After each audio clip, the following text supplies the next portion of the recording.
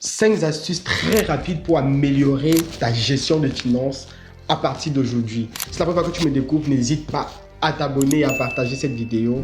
Surtout, reste jusqu'à la fin parce que la 5e astuce est celle-là même qui fait la différence.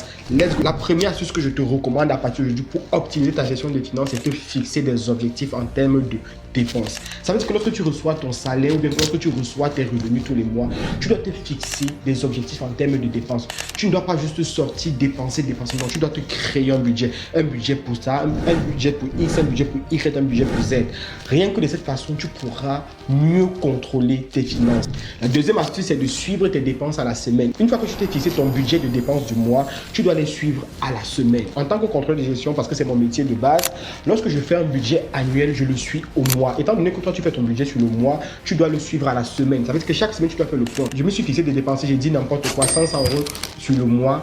À la fin de la première semaine, je suis à combien de dépenses? Si en une semaine, j'ai dépensé 300 € et que je me suis fixé un budget de 500 €, ce n'est pas bon.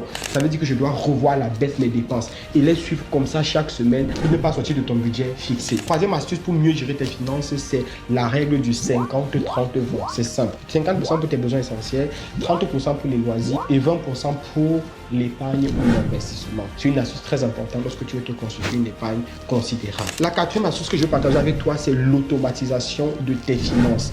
Tu dois automatiser au maximum un certain nombre de virements qui partent de ton compte bancaire. Ça veut dire que pour des dépenses comme le loyer, pour des dépenses comme des abonnements téléphoniques, des abonnements de transport, tu dois à tout prix les automatiser pour ne pas te retrouver en train de les faire tous les mois. Ça te permet non seulement de savoir la quantité de dépenses qui sont automatisées et d'éviter de te retrouver en train de faire des dépenses inutiles. Et la dernière astuce que je vais partager avec toi aujourd'hui pour améliorer tes finances, n'hésite pas à t'abonner et à surtout partager cette vidéo, c'est investir dans ton éducation financière. Un peu comme ce que tu es en train de faire actuellement en regardant cette vidéo. Abonne-toi et surtout partage cette vidéo.